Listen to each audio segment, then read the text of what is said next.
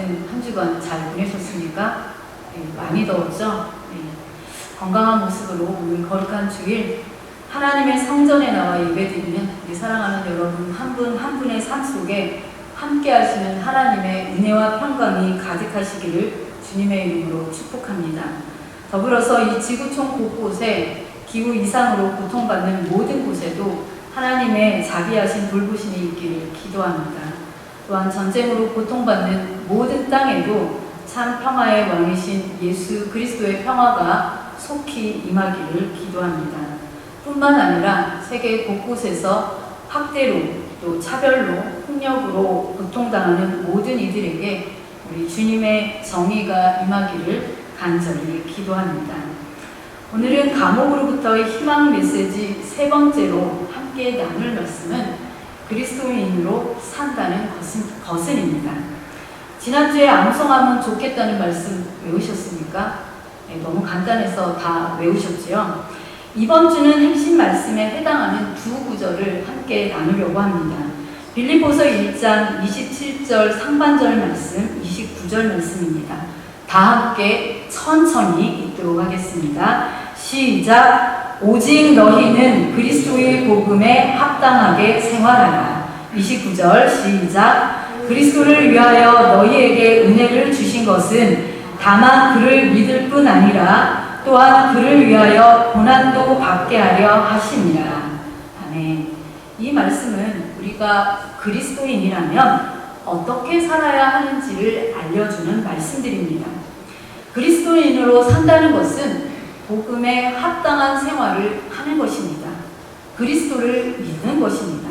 그리고 그리스도를 위해서 고난을 받는 것입니다. 이런 삶이 그리스도인의 특권입니다. 이렇게 살고 있는지 말씀 속에서 확인해 보시는 시간 되시기 바랍니다. 우리 신앙인들에게 있어서 제일 중요한 일 중에 하나가 균형을 맞추는 것입니다.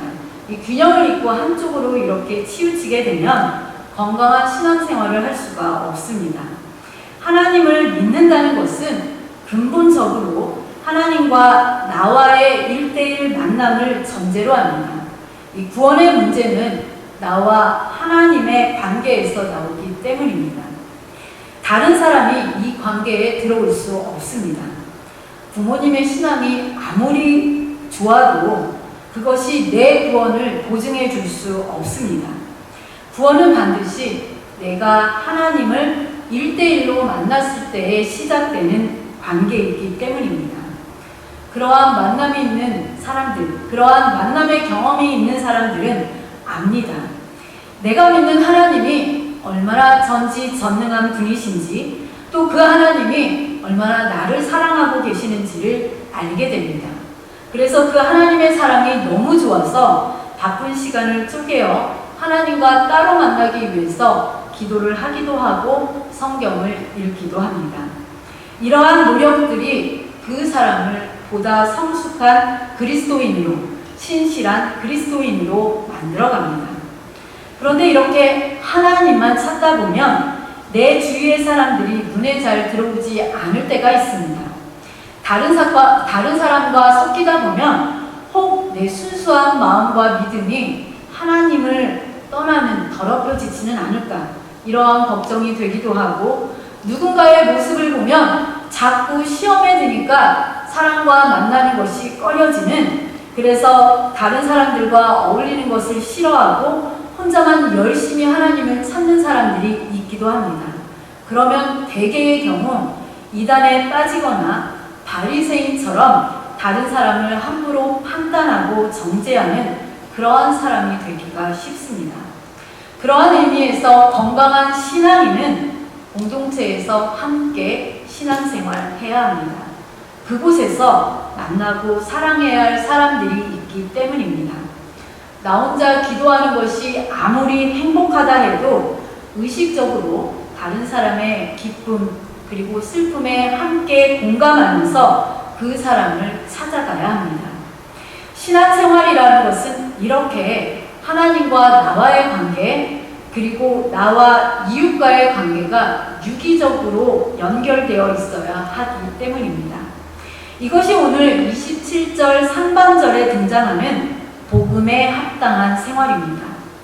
우리가 신앙적으로 성숙해 가기 위해서는요, 지금의 자기의 상태가 어떤지를 거울에 비춰 보아야 합니다.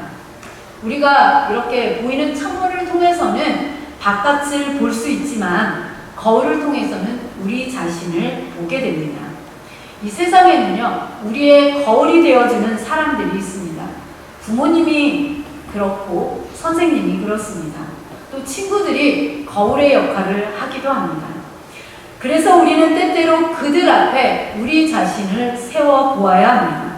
그래야 내 삶이 제대로 살고 있는지, 어디로 가고 있는지 확인하고 알 수 있습니다. 특별히 우리 그리스도인들은 복음의 말씀을 거울로 삼은 사람들입니다.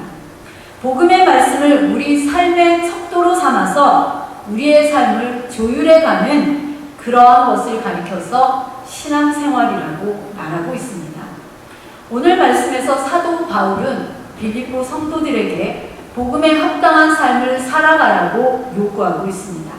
글쎄, 복음에 합당한 삶이란 무엇입니까? 복음은 예수 그리스도입니다. 그리고 그 복음을 영어로는 굿뉴스 이렇게 표현합니다. 좋은 소식. 예수님께서 이 땅에 오신 것은 정말 좋은 소식이었습니다. 예수님 때문에 우리같이 죄 많고 허물 많은 모두가 구원을 얻을 수 있는 가능성이 열렸기 때문입니다. 그 예수님을 믿기만 하면 누구든지 구원을 얻습니다. 그런데 그것으로 끝나는 것이 아닙니다. 저와 여러분은 예수님이 사신 그 삶을 계속해서 닮아가야 합니다. 이 땅에 우리가 작은 예수가 되어서 누군가에게 좋은 소식을 전해줄 줄 아는 사람, 더 나아가서 우리 존재 자체만으로도 좋은 소식이 될 수 있는 사람이 되어야 합니다. 지금 여러분의 모습은 어떠합니까? 누군가에게 좋은 소식입니까? 작은 일에도 쉽게 흔들리고 별것 아닌 일에도 가슴이 두근거리는 것을 보면 저는 아직 갈 길이 먼 것 같습니다. 여러분은 자신을 볼 때 어떻게 생각하십니까? 28절에서 바울은 이 구원받은 성도들은 대적하는 자를 인하여서 두려워하지 않는 사람, 이렇게 말하고 있습니다. 즉, 어떠한 경우에도 두려움에 매이지 않는 것이야말로 구원받음의 증거다, 이렇게 말씀하고 있는 것입니다. 두려움 없는 삶, 얼마나 멋집니까? 여러분은 모든 순간에 두려움을 느낀 적이 없습니까? 우리는 때때로 밑도 끝도 없는 이 두려움에 사로잡힐 때가 많이 있습니다. 작은 건강의 이상이 조금만 있을 것 같아도, 어디가 조금만 아파도 괜히 큰 병 아닌가 이러한 생각이 들기도 하고, 또 우리 삶 속에 아주 크고 작은 일들을 만날 때마다 우리는 두려움에 사로잡히기도 합니다. 그런데 이 두려움의 뿌리를 자세히 들여다보면 자기 자신을 사랑하는 것에서 비롯된 것이라는 것을 알 수 있습니다. 이 자기를 사랑한다는 것 꼭 필요한 일입니다. 그런데 내가 사랑한다는 그 자기라는 것이 대체 무엇인지를 살펴보아야 합니다. 우리는 우리 자신이 가진 지위, 재산, 명예, 인맥, 역할 따위를 우리 자신이라고 생각하는 경우가 많습니다. 그래서 그걸 필사적으로 지키려고 하니까 우리의 인생이 참 어렵습니다. 소위 명문대학을 나온 분들은 어떻습니까? 그분들은 그 학교 레벨과 자기를 똑같이 놓고 다른 사람을 대하곤 합니다. 또 돈이 많은 분들은 내가 경제적으로 이렇게 성공한 사람이다, 이런 것을 어떻게든 드러내려고 합니다.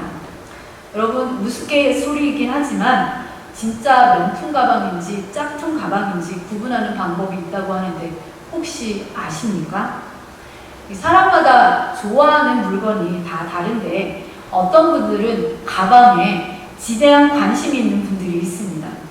그런 분들 중에는 명품 가방 한두 개는 소유하고 있어야 된다, 이렇게 생각을 하는데, 여유가 없을 때는 명품처럼 보이는 짝퉁 가방을 사는 일도 있습니다.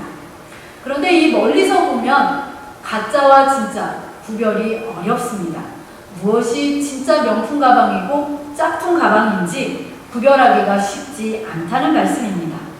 그런데 구별할 수 있는 방법이 갑자기 비가 오면 한눈에 딱 알 수 있을 만큼 구별할 수 있다고 합니다.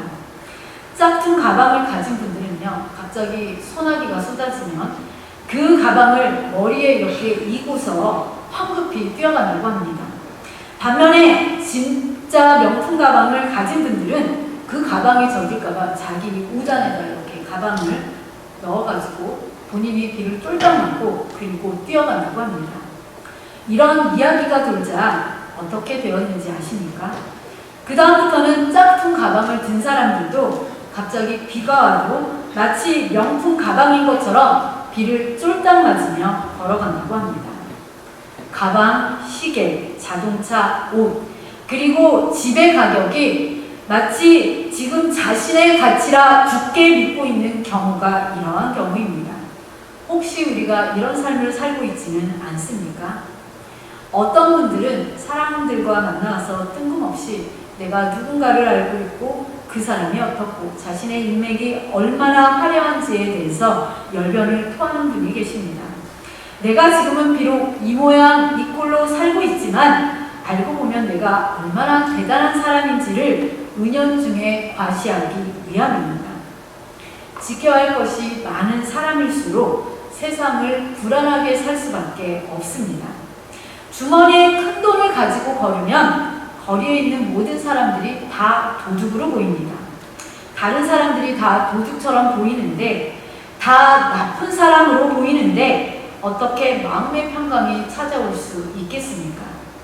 그런데 가장 중요한 것은 내가 가진 그 모든 것들은 잠깐 나에게 와서 머물다 가버리는 것들인데 그것이 진정한 나일까? 이런 것을 생각해 보아야 합니다. 그것은 내가 아니라 나를 둘러싼 껍데기입니다. 지금 내 삶을 아주 그럴싸하게 포장해 주는 것들이 다 사라지고 난 다음에도 여전히 남아있는 것들이 있습니다. 그것이 진정한 자기입니다.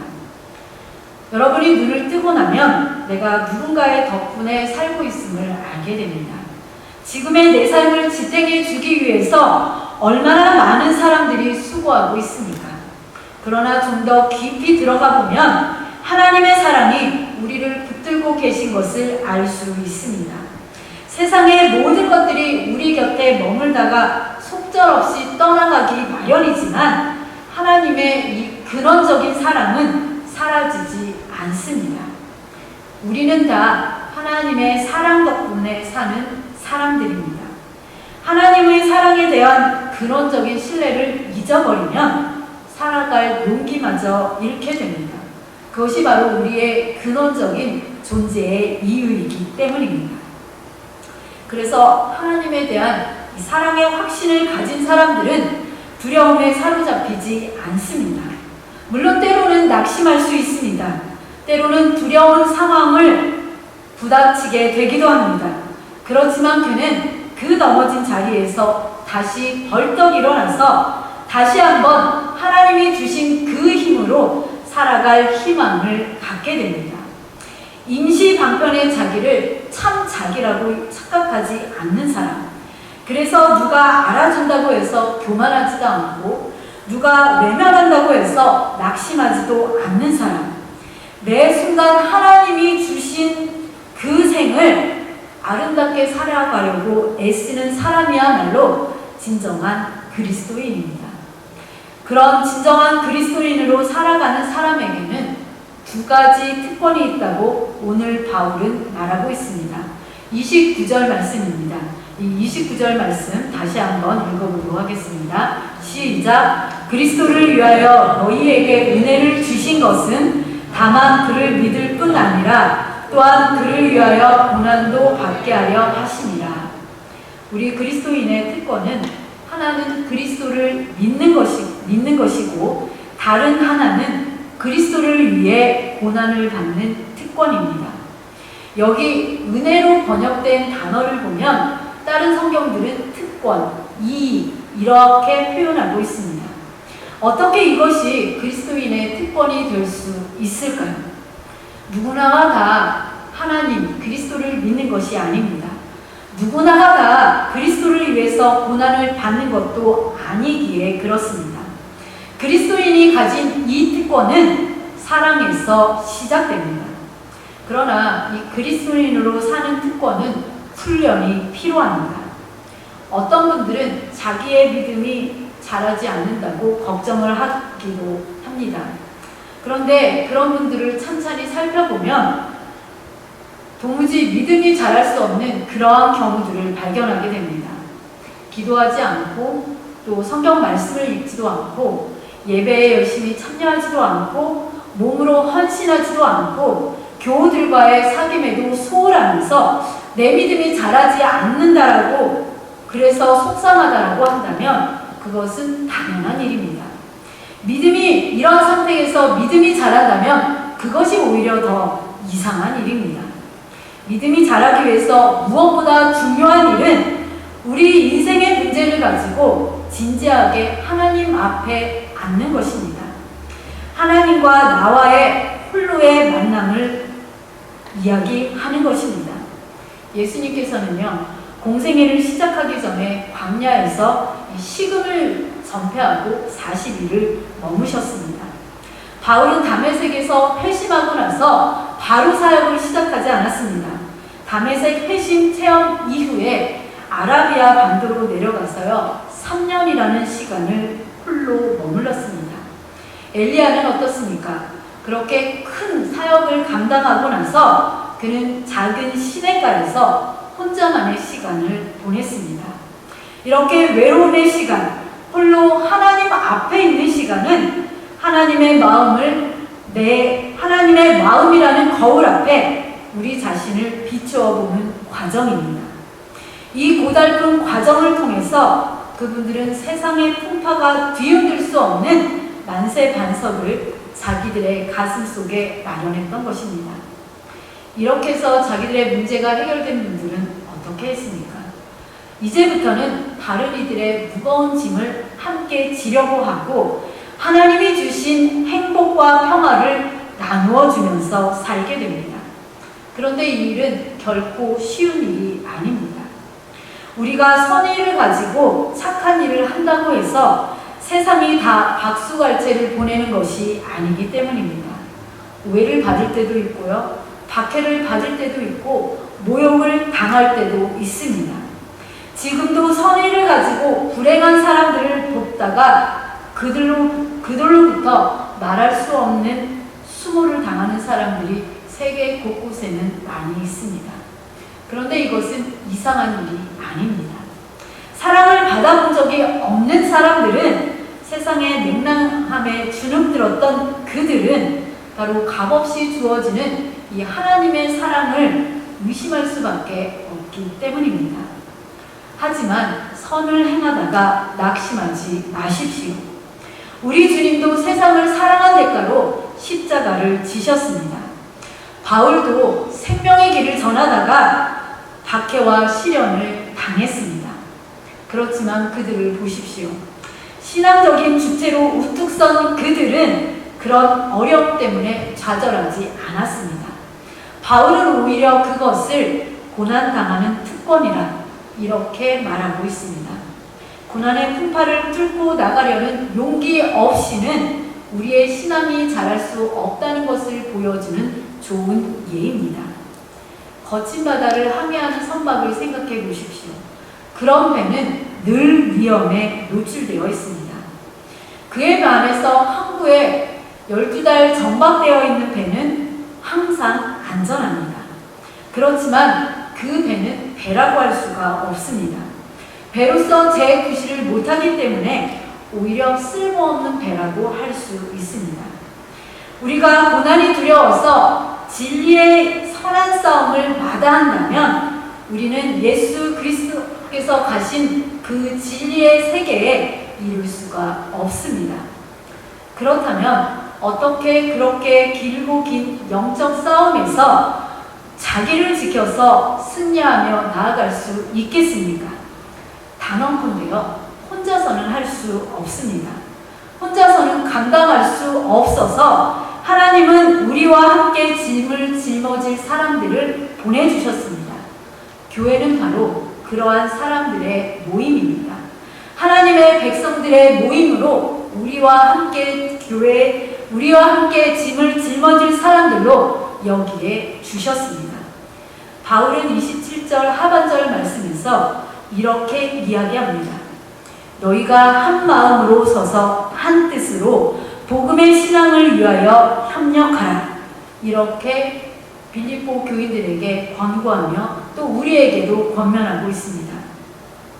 다양한 사람들이 모인 그러한 교회 한 마음 되는 것이 쉬울까요? 어렵습니다. 보통 어려운 일이 아닙니다. 하지만 우리의 이 한 마음의 근거는 바로 예수 그리스도이십니다. 사탄의 전략은 나누고 지배한다입니다. 이 사탄이 틈을 탄 공동체들은요, 배가 산으로 가는 격입니다. 갑론을박하면서 계속해서 다투는 동안 성령의 불꽃은 점점 더 꺼져가고 하나님의 영은 떠나가게 됩니다. 따라서 우리는 어울릴 줄 아는 사람, 즉 교회 공동체 안에서 함께하는 사람이 되어야 합니다.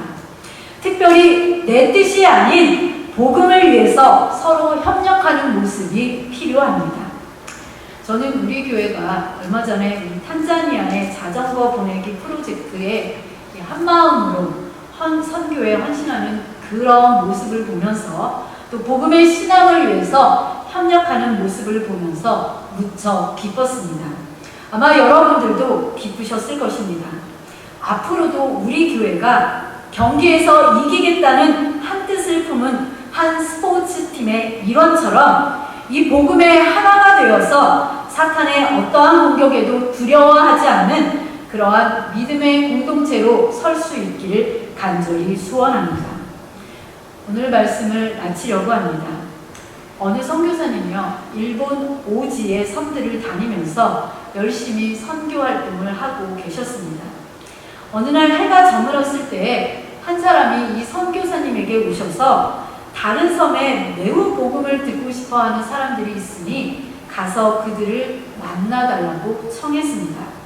그런데 그날따라 이 선교사님이 무척 피곤하셨습니다. 그래서 이렇게 말했습니다. 저는 지금 너무 지쳐 있으니 당신이 저 대신 그들에게 가서 성경을 갖다 주지 않겠습니까? 그러자 그 사람이 이렇게 대답했습니다. 아닙니다. 지금은 그 사람들에게 성경을 갖다 줘야 소용이 없습니다. 성경은 저나 선교사님처럼 글을 읽을 수 있는 사람이나 볼 수 있는 책입니다.